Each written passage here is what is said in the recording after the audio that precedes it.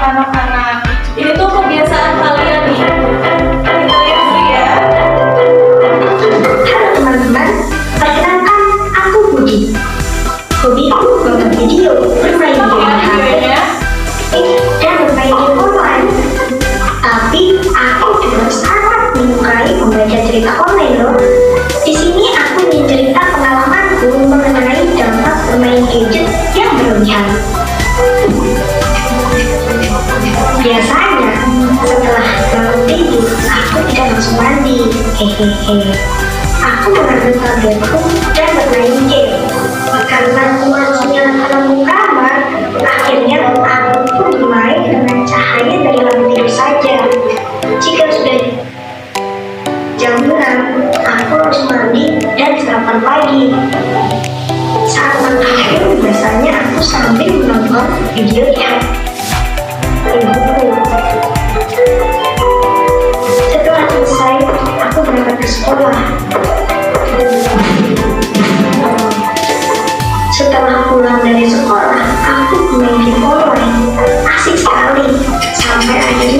Aku tidak sadar kalau ternyata aku sudah bermain selama 4 jam. Pada malam hari, aku belajar membaca. Selain belajar dari buku, aku juga belajar membaca dari tabletku. Dan biasanya, aku membaca dengan jarak yang sangat dekat. Sebelum tidur pun biasanya aku menonton video dengan hiburan. Sampai akhirnya, ketika bangun tidur, mataku terasa gatal dan mataku juga belekan. Lalu, ketika aku bermain game, tiba-tiba mataku terasa kering dan memerah. Ayo Uli, coba dibaca tulisan di papan tulisan. Saya tidak bisa melihat dengan jelas tulisannya, Bu. Kurang. Mata kamu kenapa, Budi?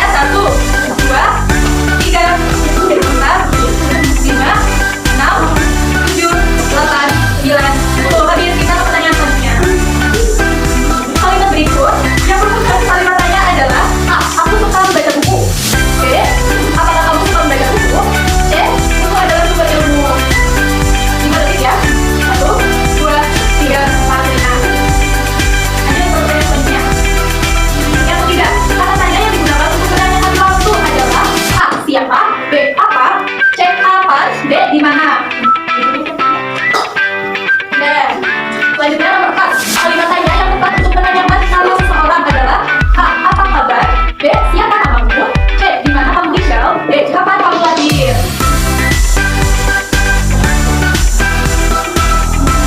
Lanjut ke pertanyaan terakhir.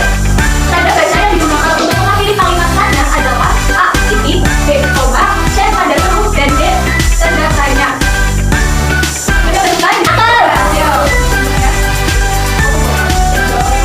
Ya, mau lihat. Ya. Sekarang kita akan beri juga bertanya ya. Yang pertama, apa mungkin utama dari katanya apa? Jawabannya apa? Tadi saya lupa. C. Kita coba konfirmasi. Siapa yang benar? Yang lain salah. Oke, lanjut ya. Kalimat berikut yang merupakan kalimat tanya adalah yang C. Siapa yang benar? Banyak yang tenang.